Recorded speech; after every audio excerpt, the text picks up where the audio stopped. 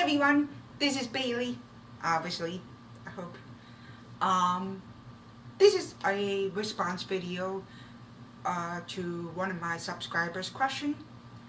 It it was, what jobs can deaf people do? My immediate response was anything. Let's take a step back. 90% of the deaf population was born into a hearing family, and I was one of them. So I grew up with the idea that I can do what my family can do, and that include making phone calls, communicating with the hearing people, and so on and so forth. Um, yes, some tasks are a little more difficult for me because of my hearing loss, but like I said, I made them work.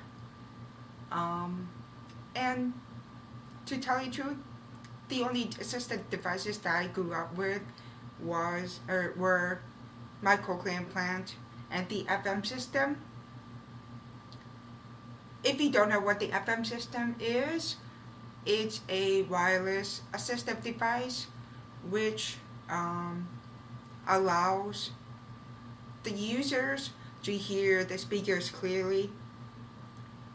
And the analogy that I could think of to help you visualize it, the speaker has a microphone, and the speakers are in our hearing device. So whatever they say into the mic, we will receive it directly to our cochlear implant or hearing aids, and we will hear them clearly over the background noise, which is useful in the classroom, lecture, business, meeting, conference meetings, whatever that we need to hear over the background noise. Now, with all the technological advances that we've had, we have the accessible devices that help us do our jobs. Granted, they're not perfect, but they're getting there. So, the next thing I want to say is that while the deaf-oriented jobs are probably the easiest jobs for us to have, however, that doesn't mean that we can't do the jobs that hearing people can do. What makes them successful is having people willing to work with us and help us find our groove. So I'm going to use myself as an example. My job is very heavy on making phone calls, and I dread phone calls. You've heard, I don't know if you've seen my other video about making medical pros and cons of cochlear implant, or no, not pros and cons, blessings and curses of cochlear implant. Sorry. I talked about how I hate making phone calls when I'm making medical appointments or so on and so forth. That's one of them. So my trick is that since we have access to schedule at our desk, I would look up the schedule and see who's on post at what department, so that when they call me and tell me their name, I already have a general idea of what they might be reporting to me.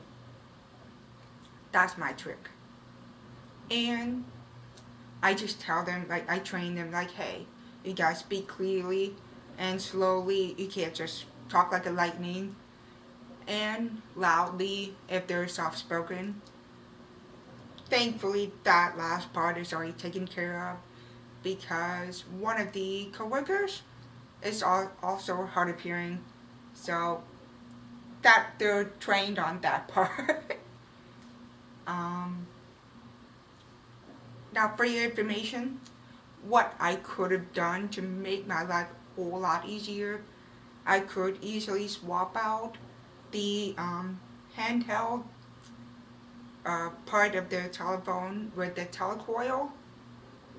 However, we can't find one for the old-fashioned phone, which I will show you up here in this corner. It's so old that it's crappy, like the reception is so crappy. I don't know why.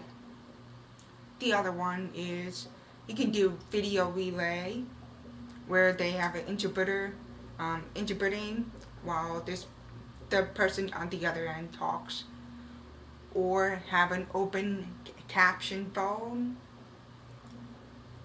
But I didn't do it because I was getting better with the phone calls as time went on, so I was like, nah, I'm okay, it's fine.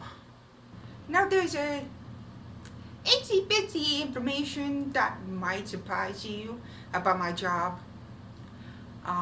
One of my coworkers, I know there's a plural, anyway,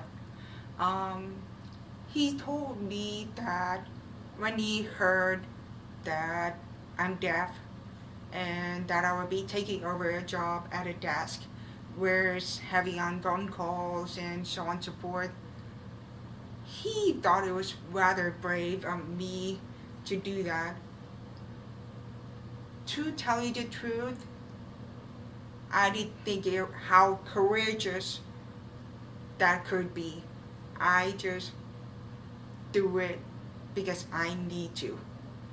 It's part of my job, so I'll get used to it. I know I will get better at, and so on and so forth. It's all about experience. Jobs that are based on customer services that are face to face, you get crazy good at reading lips, especially in a noisy environment. And my job has that occasional noisy lobby where people just like either leave or they all come in to check in, and you're like, so you just learn how to read lips. However, if you're one of those who are completely deaf and don't have a hearing device, get inhumanly good at reading lips, because that's the only way you would be able to communicate unless they know sign language. If they do, awesome. That's so much easier to communicate. Write down back and forth, and it's even better if you're bilingual or more. Side note, yes, we can learn foreign languages. I don't know about others, but I can't hear or speak Spanish that well, but I can relatively read it. However, the writing part I'm still working on. And for those in the restaurants, I would use a pictorial menu to help aid the communication between yourself and the customers. This way you won't get their orders wrong, and if they ask a question, you'll be able to know, like, does this thing have onions in it or whatever. You'll know, oh, that menu doesn't have it. No, you tell them no.